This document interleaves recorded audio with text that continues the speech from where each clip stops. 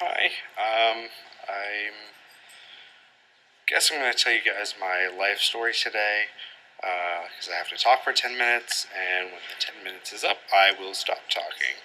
Um, so, I guess we can get started when I was born.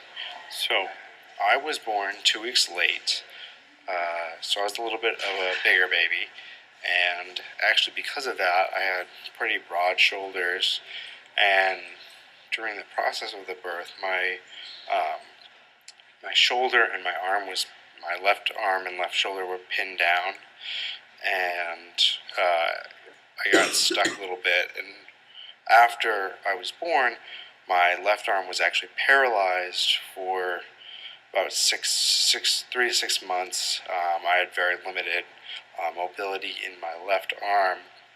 My mom had to do a lot of physical therapy to get me back to a normal functioning level for that arm. And that was kind of an interesting thing. Um, after after that, about 6 months of that, I was totally healthy, very healthy baby. Um, when I reached the age of 3, I was very interested in learning. I wanted to learn about letters and numbers, and so my mom uh, started teaching me the alphabet, how to write my name, other things, and so she had a lot of activities for me, even when I was like 3 years old.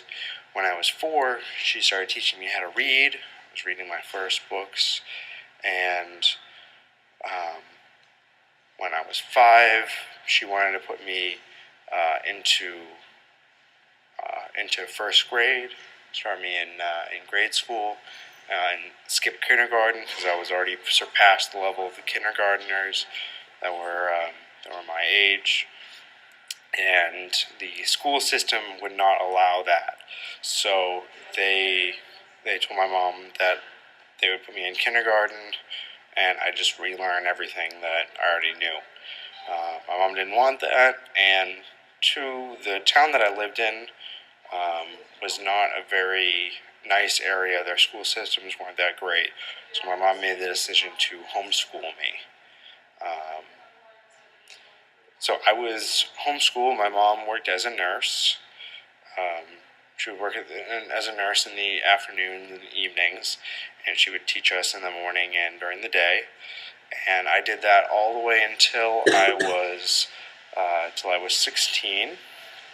Um, when I was 16, I was a junior in high school, and uh, I started going to a co-op class um, where I would learn from some other teachers with a bunch of other homeschooled students. And then I actually took classes at a local community college as well. Um, After 2 semesters in the community college, uh, I I graduated. Um, I graduated like shortly after I turned 17, and I'm getting that mixed up. Well, I'll go back a little bit. I was I was 16 when I started going to community college. I did that, um, but I was a senior, not a junior. That's what it was. I was a senior um, when I was 16. So after I turned 17, it was in within a month after that I graduated, and I decided that while I was at the community college that I was going to still take sign language classes.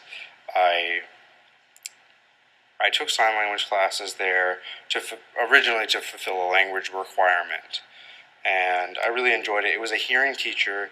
She taught PSE. Um, I interacted with her son, who was deaf, and he was a little bit. I don't know. We didn't get along very well, but I mean, he was still kind of cool to talk to. Looking back now, he really uses an English, like a mix of C and PSE really. But that class, the one thing it did was it really got me interested in learning about sign language. So I decided that I was going to change my major. Originally, I was a computer science major. I took 2 classes in the major, um, and I hated it. I hated it so much. Um, I didn't like the people that I was in the class with. I didn't like the classes. I didn't like the projects. Um, So I decided that I was not 100% sure what I was going to do, but I was definitely going to pursue sign language. So I transferred to a school called Northern Essex Community College, shortened is NECC, is what most people around the area call it. There I took another sign language class. I took it with a guy named Rohan, and he sat next to me in class. And it turns out that he is the um, vice president of a company that provides services to people with disabilities, and he asked me if I would want to work for his company because they needed space in some deaf group homes. They needed staff. So I agreed. I was actually working at McDonald's at the time and really looking for a way out. So this was my way out of working there. So I started working at this company. It's called Work Inc. And I worked there for about a year and a half. And while I was working there, I worked with two deaf guys in a group home. It was just me and them most of the time, and we would hang out, we would go out to eat, we'd watch movies,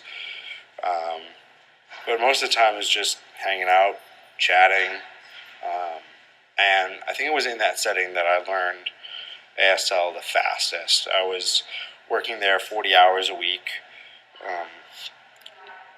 and just diving into the language. I was the only hearing person that was on staff, so I was trained by a couple deaf guys. I remember going into my first. They had a party there for one of them, a birthday party, and I just remember being the only hearing person there, and it was complete culture shock. I really didn't know what I was doing. I just kind of stood around. I ended up chatting with a couple people, mainly because the other staff were really pretty. So I talked with them for a while, and it was cool to be in that situation where I was the only hearing person. That's not a situation you're often in. So I went there, and it was there that I met interpreters and got to see them work for the first time. And it was so cool. They were fantastic. I was able to ask them questions afterwards, find out about the profession, whether they liked it or not. I was sort of interested myself, and after I saw them working a couple of times, I made the decision that that's what I wanted to do with the rest of my life. So I started taking classes for ASL, more advanced levels of ASL, interpreting classes, deaf culture classes, and this past May I graduated with a degree in deaf studies and interpreting from NECC, and then I transferred here to Columbia. So it's been a really great ride. That's kind of just 10 minutes of me, and yeah, that's my story, and I'm sticking to it. Sayonara.